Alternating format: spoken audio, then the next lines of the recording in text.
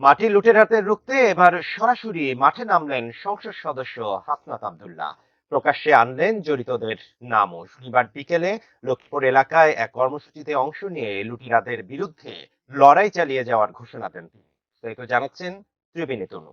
সম্মানিত মাটি চোরদের পরিবার সহ তাদের নাম প্রকাশিত করা হবে। আমি ভাই আমার জিহাদ অব্যাহত রাখবো, আপনারা যদি আমার পাশে থাকেন। কুমিল্লার প্রাণরেখা হিসেবে পরিচিত গোমতী নদী আজ অস্তিত্ব সংকটে। প্রভাবশালী সিন্ডিকেটের থাবায় নদীর বুক চিরে অবৈধভাবে চলছে মাটি ও বালু লুটের মহোৎসব। দীর্ঘদিন ধরে চলা এই অনিয়মের প্রতিবাদে শনিবার বিকেলে কুমিল্লা জেলার দেবিদ্বার উপজেলার লক্ষ্মীপুর এলাকায় সমবেত হন ছাত্র জনতা ও সাধারণ গ্রামবাসী।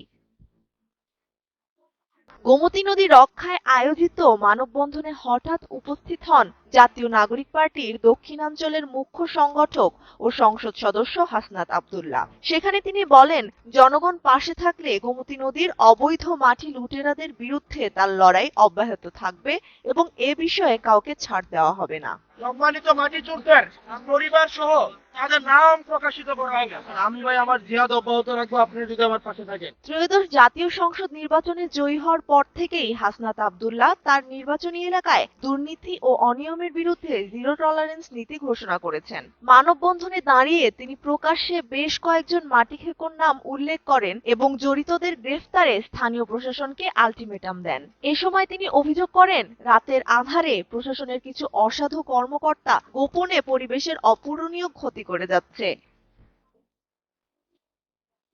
হাসনাত তখন স্থানীয় জনতাকে উদ্দেশ্য করে বলেন, আপনারাই আমার শক্তি ও প্রেরণা। যতদিন বেঁচে থাকবো অন্যায়, অনিয়ম, দুর্নীতি, চাঁদাবাজি ও লুটেরা চক্রের বিরুদ্ধে লড়াই চালিয়ে যাব। মানববন্ধনে অংশ নিয়ে তিনি এলাকাবাসীর দাবির সঙ্গে সম্পূর্ণ একাত্মতা প্রকাশ করেন।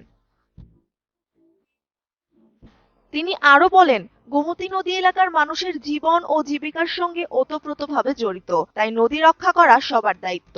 এ সময় স্থানীয় প্রশাসনের সঙ্গে কথা বলে দ্রুত ব্যবস্থা নেওয়ার প্রতিশ্রুতিও দেন তিনি। মানববন্ধনে স্থানীয় জনপ্রতিনিধি, শিক্ষার্থী ও বিভিন্ন শ্রেণী পেশার মানুষ অংশ নেন। সেখানে গোমতী নদী রক্ষার দাবিতে মাটি খেকোরা সাবধান জেগেছে আজ জনতার প্রাণ। স্টপ কিলিং গোমতী সহ বিভিন্ন স্লোগান দেন স্থানীয়রা। তাদের দাবি, দীর্ঘদিনের এই দখলদারিত্ব অবসানে এমপির এমন সরাসরি হস্তক্ষেপ জরুরি ছিল।